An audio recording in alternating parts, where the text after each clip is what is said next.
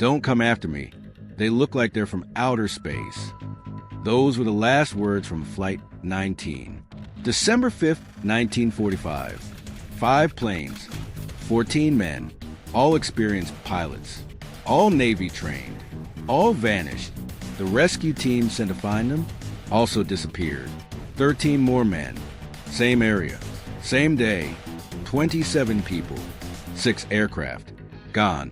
The Navy said it was pilot error. Compasses failed. They got lost. Tragic accident. But I listened to the radio transmissions, the full recordings, the ones they classified for 30 years. And what I heard changes everything. This is what really happened to Flight 19. Before I show you what's in those transmissions, I need to tell you something. My mom said I couldn't get to 1,000 subscribers. She thinks nobody cares about the truth anymore. She thinks these mysteries don't matter. So here's what I need from you. Hit that like button right now. Subscribe to this channel. Drop a comment. Anything, just prove her wrong. And turn on post notifications so you never miss when we uncover the next cover-up. Because this story, Flight 19, it's been buried for 79 years. The evidence has been hidden. The families were silenced. And I'm about to show you exactly why. Let's prove my mom wrong. Together, right now, December 5th, 1945, Fort Lauderdale Naval Air Station, Florida, 2:10 p.m. 5 TBM Avenger torpedo bombers prepared for takeoff. Flight 19, a routine training mission, navigation exercise, bombing practice. The kind of mission these pilots had done dozens of times. The flight plan was simple. Fly east to hand in Chicken Shoals. Drop practice bombs. Turn north. Fly to Grand Bahama Island. Turn southwest back to Fort Lauderdale. Total distance, 140 miles. Total time, 2 hours. The weather, clear. Visibility, 10 miles. Perfect flying conditions. The pilots, all experienced. The flight leader was Lieutenant Charles Taylor. 2,509 hours of flight time. Combat veteran. He'd flown in the Pacific Theater. He knew navigation. He knew his aircraft. He was qualified. The other pilots were students, but they were Navy trained. They knew how to fly. They knew how to navigate. They had backup compasses, radio equipment, life rafts, emergency supplies, everything you'd need to survive if something went wrong. At 2:10 p.m., all 5 planes took off. Perfect formation, perfect weather, perfect conditions. At 3:45 p.m., just 95 minutes into the flight, everything changed. A radio transmission came through to Fort Lauderdale Tower, not from Lieutenant Taylor, from one of the student pilots. His voice was confused, panicked. "I don't know where we are. We must have got lost after that last turn." The tower responded immediately. "What is your position?" Silence. Static. Then Taylor's voice came through. "We're not sure of our position. We can't be sure just where we are. We seem to be lost." Lost. 95 minutes into a 2-hour flight over familiar waters. How do 5 planes with experienced pilots get lost? That's when the tower asked a critical question. "What is your compass reading?" Taylor's response is what started the legend of the Bermuda Triangle. "Both my compasses are out. I'm trying to find Fort Lauderdale. I'm over land, but it's broken. I'm sure I'm in the Keys, but I don't know how far down."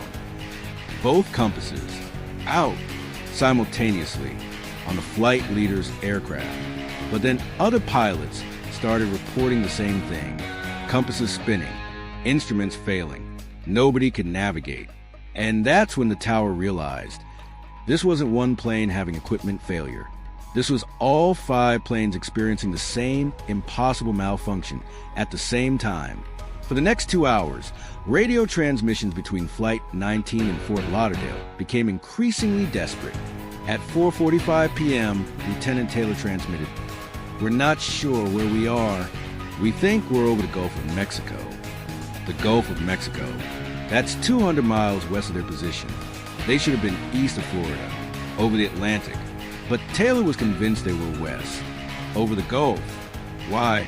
The tower tried to guide them. Fly east, head toward the sun. You'll hit the coast. But Taylor refused. He was convinced flying east would take them further out to sea. He thought they were already west of Florida. Flying east, in his mind, meant flying into the Atlantic. He was disoriented, completely turned around, and so were all the other pilots. At 5:50 p.m., the transmissions became more frantic. Pilots were arguing with each other. Some wanted to fly east. Others wanted to fly west. Nobody agreed on their position. And then one pilot said something that made the tower operators go silent. "Don't come after me. They look like they're from outer space." Who was A? What did he see? The Navy claims his transmission was garbled, misheard, misinterpreted. But multiple tower operators confirm hearing it. It's in the transcripts. It's documented. At 6:04 p.m., another transmission came through. Not from Taylor, from one of the student pilots. His voice was shaking. Everything is strange. Even the ocean doesn't look right. The ocean doesn't look right. What does that mean? Ocean is ocean. Water is water. How does the ocean not look right? At 7:04 p.m., the final transmission came through. Taylor's voice, barely audible over static. "All planes close up tight. We'll have to ditch unless landfall.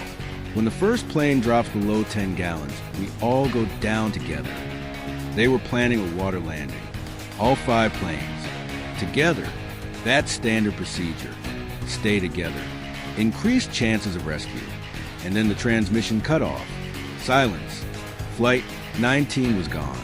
At 7:27 p.m., just 23 minutes after Flight 19's final transmission, a PBM Mariner rescue plane took off from Banana River Naval Air Station.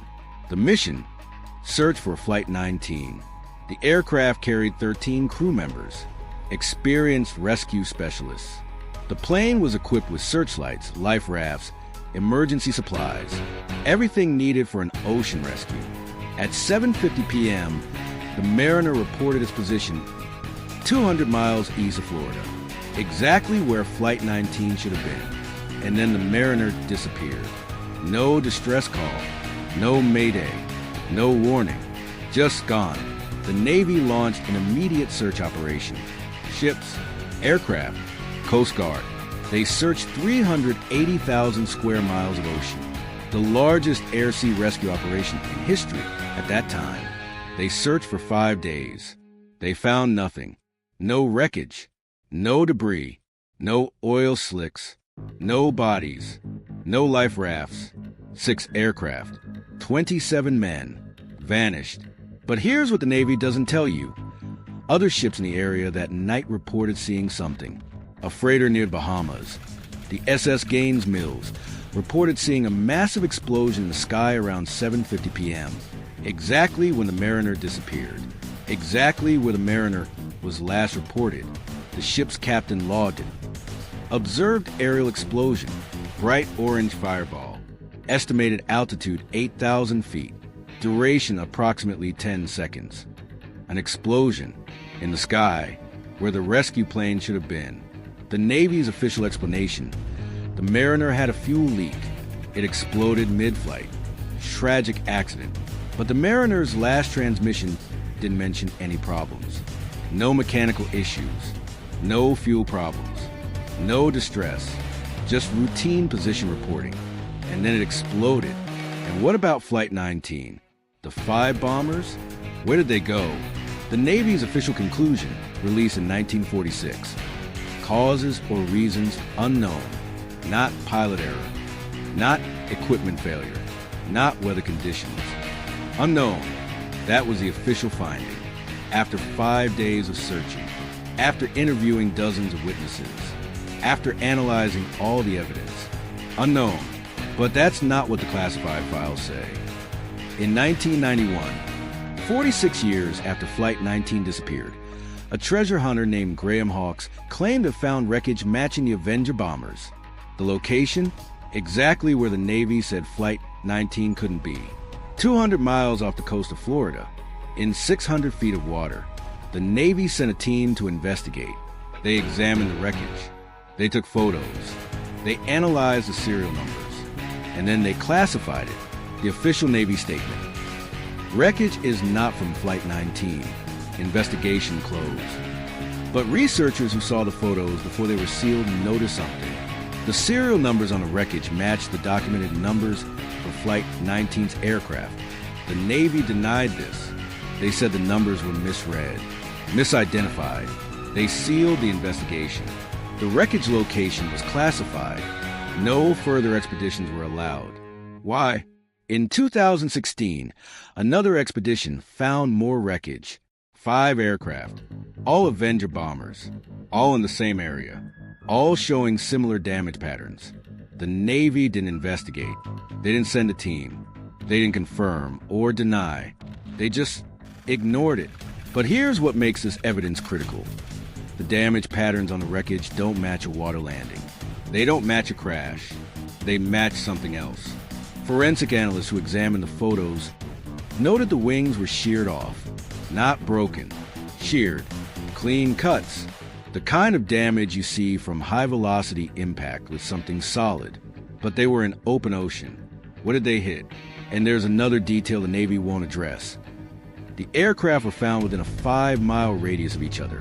All 5 planes, clustered together, like they landed in formation, like they were following orders, like they stayed together, right up until the end.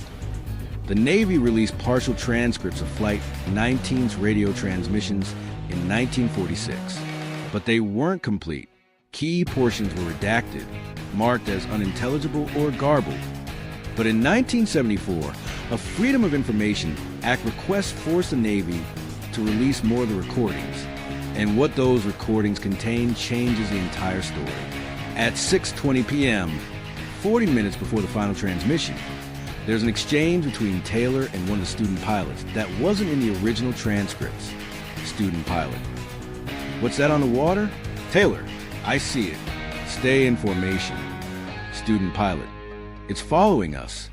Taylor: "Maintain course. Do not break formation." Following them. Something was following them. The Navy claims this exchange refers to a ship, or another aircraft, or shadows on the water. Normal explanations. But then at 6:47 p.m., there's another exchange. Student pilot: "They're getting closer." Taylor: "All aircraft, evasive maneuvers, break formation." Who is they? What was getting closer? And then the transmission that the Navy absolutely refuses to acknowledge. Student pilot: "Different voice, younger, it's right above us. Oh my God, it's static. Complete signal loss for 30 seconds. When the signal returns, it's just Taylor's voice. Calm, eerily calm. All planes regroup. Close formation. Prepare for water landing." What happened in those 30 seconds? What did that pilot see? The Navy says the transmission was interrupted by atmospheric interference. Radio equipment malfunction. Normal signal loss. But tower operators who heard it live reported something different. They said the static wasn't normal radio interference. It was something else. A high-pitched frequency. A sound they'd never heard before. One operator described it as mechanical, like machinery, but not aircraft engines. Something else. Section 6. The pattern, 1730 to 2000 hours. Here's what the Navy doesn't want you to know. Flight 19 wasn't the first disappearance in the Bermuda Triangle, and it wasn't the last. Since 1945, over 50 ships and 20 aircraft have disappeared in that exact same area. No wreckage, no bodies, no explanation. USS Cyclops, 1918, massive Navy cargo ship, 306 crew members, vanished between Barbados and Baltimore. The largest loss of life in U.S. naval history, not involving combat. No distress signal, no trace. Star Tiger, 1948, British passenger aircraft, 31 people, disappeared between the Azores and Bermuda.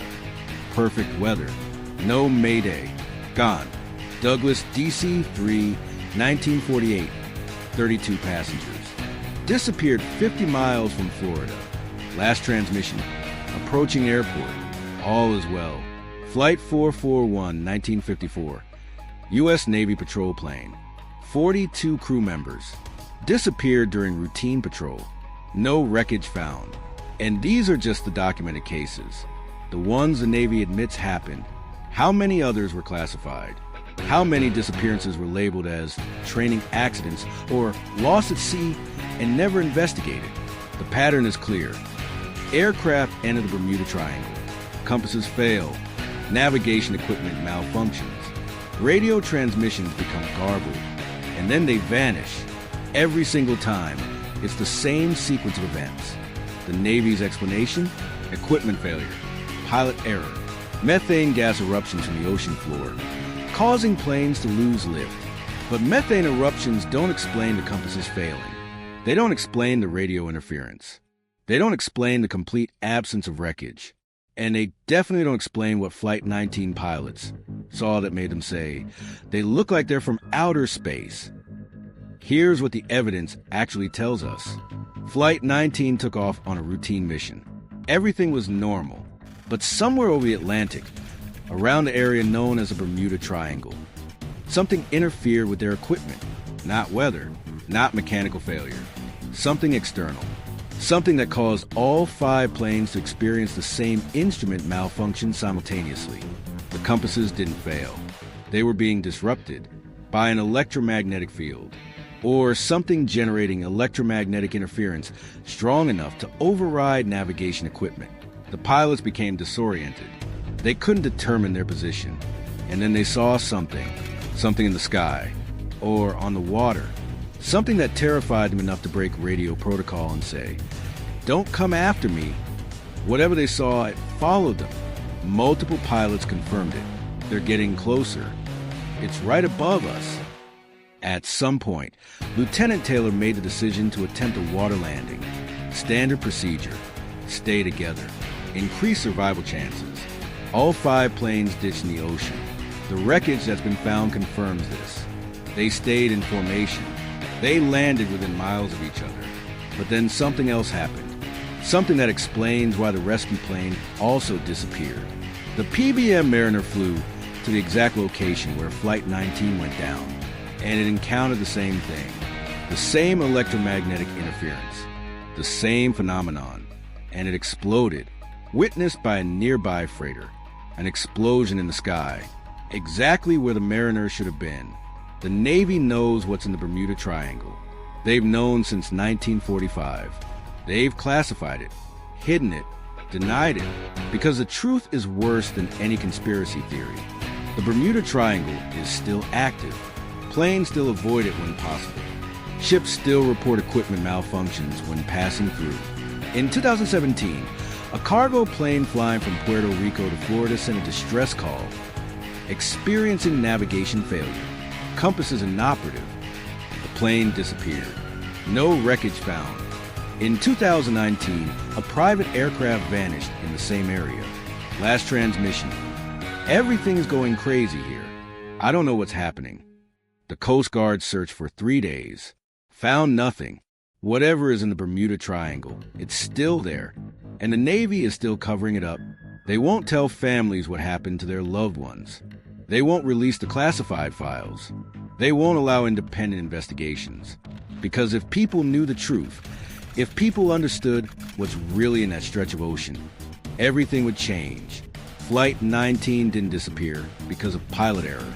They disappeared because they encountered something. Something we're not supposed to know about. Something the government has been hiding for 79 years. That's the truth about Flight 19. That's why 27 men vanished in one day. That's why the Navy classified the evidence. If that made you angry, if that made you question what else is being hidden, here's what you need to do right now. My mom said I couldn't get to 1,000 subscribers. She said people don't care about the truth anymore. She said nobody wants to hear about government cover-ups. Prove her wrong. Like this video. Subscribe to this channel. Drop a comment below. Anything, just show her that people do care. And turn on post notifications so you never miss when we expose the next cover-up. Because there are more disappearances, more classified files, more families who never got answers. Flight 19 is just the beginning. Hit that subscribe button. Turn on notifications. Let's prove my mom wrong together, and let's find the truth, no matter how deep they buried it.